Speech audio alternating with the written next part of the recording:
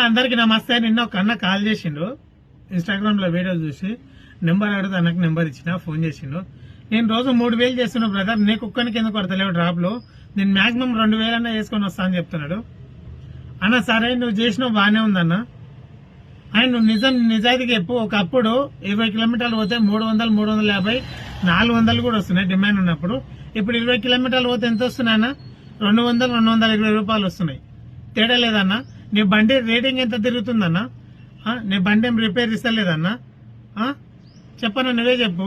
ఒకప్పుడు అంతా ఎక్కువ ఇచ్చి ఇప్పుడు అంత తక్కువ ఇస్తే ఏడబడుతుంది అన్న చెప్పు. నీకు నువ్వు ఫైనాన్స్ ఏం కడతావు, ఇంట్లో సంసారం ఏం వెళ్ళగొడుతున్నావు, బండి రిపేర్ ఏం పెట్టుకుంటున్నావు అన్నా? నువ్వు నిజం చెప్పన్నా. నాకు ఒక విషయం చెప్పినావు, నువ్వు ఇంతకుముందు లాగా బయట తింటలేను, ఇంటికి వెళ్ళి క్యారేజ్ తెచ్చుకుంటున్నాను. ఎందుకన్నా? ఇంతకుముందు రోజు 100 రూపాయలు పెట్టి బయట తింటుంటివి కదా, ఇప్పుడేం తింటలే.